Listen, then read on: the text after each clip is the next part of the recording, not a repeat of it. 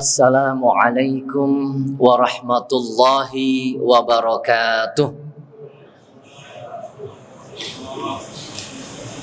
Innal hamdalillah nahmaduhu wa nasta'inuhu wa nastaghfiruh wa na'udzu billahi min shururi anfusina wa min sayyiati a'malina.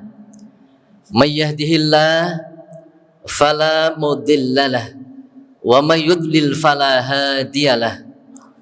Asyhadu an la ilaha illallah wahdah la syarika lah wa asyhadu anna Muhammadan abduhu wa rasuluh. Allahumma shalli wa sallim ala Rasulillah wa ala alihi wa sahbihi wa mawalah. Wa qala Allah ta'ala a'udzu billahi minasyaitonir rajim. Ya ayyuhalladzina amanuttaqullaha haqqa tuqatih wa la tamutunna illa wa antum muslimun. Shadaqallahul azim. Ayyuhal hadirin rahimakumullah, usikum wa nafsi bitaqwallah faqad fazal muttaqun. Bapak Ibu jamaah salat Isya yang berbahagia, mudah-mudahan kita semuanya senantiasa mendapatkan barokah, rahmat, hidayah, serta maghfirah dari Allah subhanahu wa ta'ala. Amin ya rabbal alamin. Bersyukur kepada Allah, malam hari ini kita masih diberi nikmat oleh Allah subhanahu wa ta'ala. Nikmat yang wajib kita syukuri, nikmat yang utama, nikmat yang insya Allah akan menyelamatkan kita fid dunya wal akhirah. Nikmat iman dan Islam. Oleh karenanya, karena pentingnya dua nikmat itu, kita wajib untuk menjaganya dengan sebaik-baiknya sampai akhir hayat kita. Dan juga nikmat yang tidak kalah pentingnya adalah nikmat sehat dan sempat. Mudah-mudahan kita juga bisa mensyukurinya dengan baik. Insya Allah dengan nikmat sehat dan sempat yang kita syukuri dengan baik, akan kita gunakan tentunya untuk taqarrub ilallah, untuk senantiasa mendekatkan diri kepada Allah subhanahu wa ta'ala, dan untuk senantiasa menghambakan diri kepada Allah subhanahu wa ta'ala. Sehingga insya Allah dengan kita mensyukuri segala nikmat yang diberikan Allah subhanahu wa ta'ala, mudah-mudahan kita senantiasa diberikan kemuliaan oleh Allah subhanahu wa ta'ala sampai dengan akhir hayat kita. Dan pada hasilnya, pada akhirnya, mudah-mudahan ketika dipanggil oleh Allah subhanahu wa ta'ala bi husnil khatimah. Amin ya rabbal alamin. Bapak Ibu jamaah salat Isya yang insya Allah juga akan dilanjutkan dengan tarawih yang berbahagia rahimakumullah. Semua orang ingin menjadi lebih baik, dan Allah memberikan kesempatan kepada kita. Setiap tahun ada satu kesempatan untuk memperbaiki diri. Selain menghapus dosa-dosa yang telah kita lakukan, juga kesempatan untuk memperbaiki diri kita, yaitu di bulan Ramadan ini.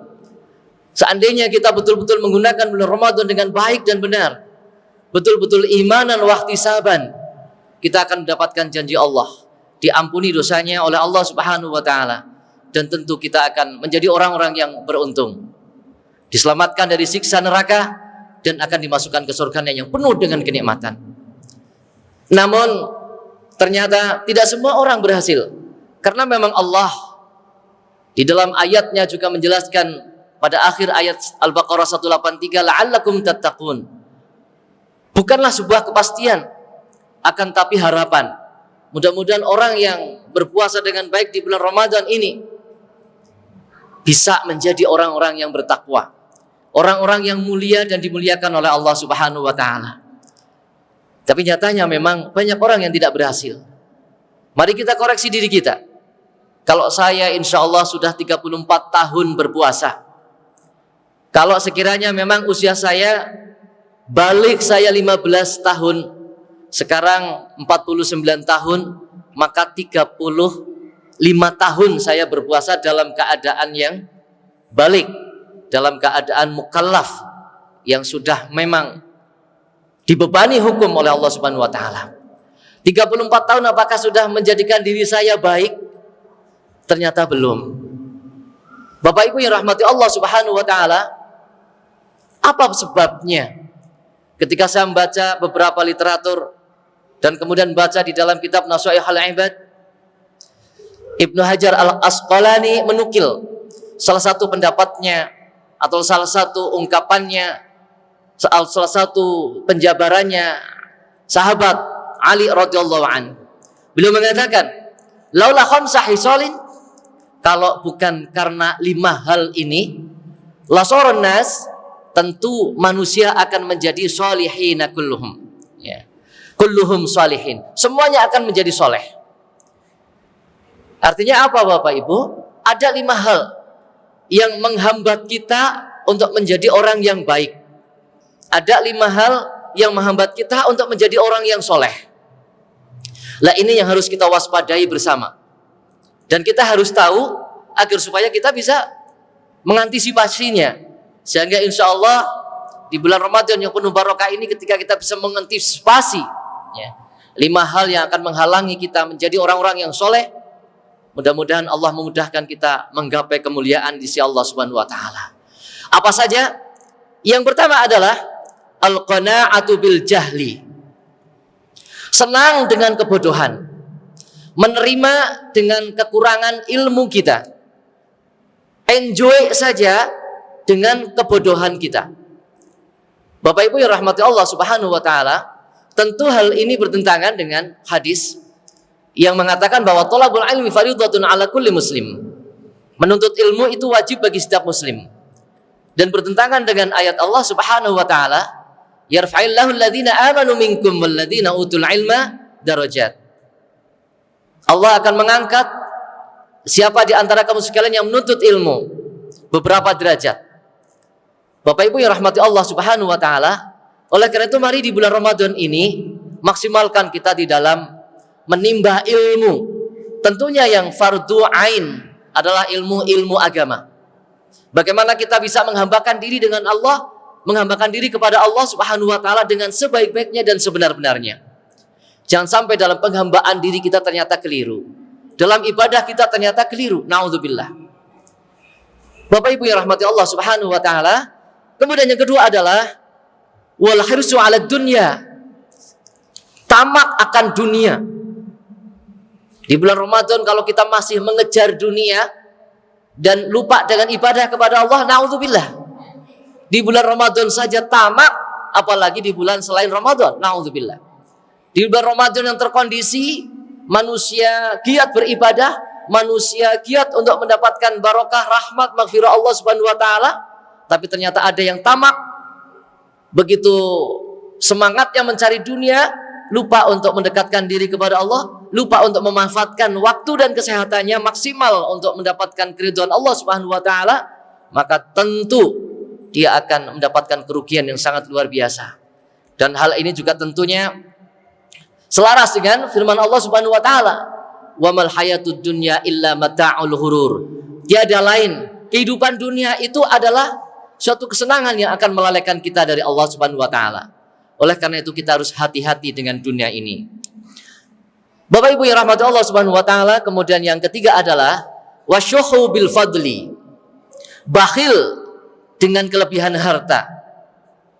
Kita tahu bahwa manusia ini rezekinya tidak sama. Ada yang lebih, ada yang kurang. Allah memerintahkan ada zakat, ada infak, ada sedekah, ada hibah, ada wakaf, dan lain sebagainya. Banyak sekali istilah-istilah tentang amal-amal ibadah harta kita. Bapak Ibu yang berbahagia rahimakumullah, ketika ada di antara kita yang mendapatkan rizki lebih, tapi kemudian dia tidak memperhatikan perintah Allah Subhanahu wa taala tentang zakat, tentang infak, tentang sedekah, tentunya harta itu tidak akan membawa barokah baginya. Bahkan sebaliknya, naudzubillah, harta itu akan mencelakakan dirinya. Tidak akan bisa mengantarkan keselamatan dia sampai akhirat. Kalau harta yang sudah kita dapatkan dari Allah Subhanahu wa taala itu ternyata tidak bisa ditasarrufkan sesuai dengan kehendak Allah Subhanahu wa taala. Maka pada bulan Ramadan ini, ketika pahala dilipat gandakan, maka marilah kita gencarkan untuk bersedekah, gencarkan untuk berinfak dan lain sebagainya, termasuk zakatnya.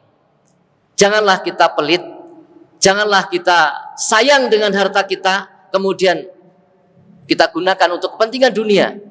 Tapi mari kita sayang dengan harta kita yang benar adalah mari harta kita bawa ke akhirat dengan cara kita sedekahkan, kita infakkan, kita hibahkan, kita wasiatkan untuk sesuatu yang hak, kita wakafkan dan lain sebagainya. Insya Allah ketika mentasarufkan harta di jalan yang benar sesuai dengan syariat Allah Subhanahu wa taala, itulah orang yang benar-benar sayang terhadap hartanya dan insya Allah akan dibawa sampai akhirat. Bapak Ibu yang rahmati Allah Subhanahu wa taala, kemudian yang keempat adalah wariya'u fil amal. Riya di dalam beramal. Ini akan menggugurkan pahala, menggugurkan amal kita. Nauzubillah. Maka marilah kita berhati-hati di dalam beramal, ibadah ataupun amalan yang lain, baik yang mahdoh ataupun ghairu mahdoh. Mari kita tuluskan niat kita. Wa ma umiru illa liya'budullaha mukhlishina lahuddin. Kita diperintahkan hanya untuk beribadah kepada Allah dan ikhlas, memurnikan ibadah kepadanya. Oleh karena itu, selaras dengan la'allakum tattaqun, kemuliaan itu yang kita harapkan hanya dari Allah Subhanahu wa taala. Kemuliaan yang kita harapkan, kemuliaan di sisi Allah Subhanahu wa taala. Maka insya Allah jika demikian, kita juga akan bisa meminimalisir sifat kesombongan dalam diri kita. Sifat kesombongan yang akan mencegah kita dari kebaikan.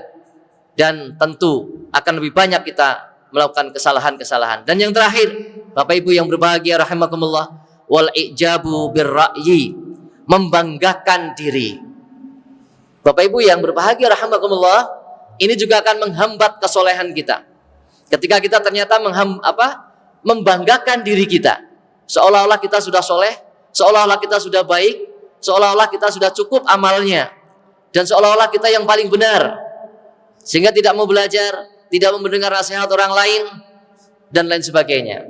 Dan ini tentu akan membawa kita kepada kesengsaraan, akan membawa kita kepada kerusakan, kesombongan, batrul haq wa qamtun nas, ya, menolak kebenaran dan akan merendahkan, menyepelekan orang lain. Naudzubillah. Inilah hal-hal yang akan menghambat proses kita menuju manusia atau menuju hamba Allah yang baik, hamba Allah yang soleh. Demikian yang saya sampaikan pada kultum atau kultar kuliah tarawih pada malam hari ini.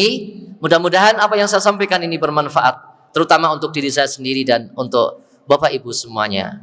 Billahi taufiq wal hidayah, nasrun minallahi wa fathun qarib, wal afu minkum, wassalamualaikum warahmatullahi wabarakatuh.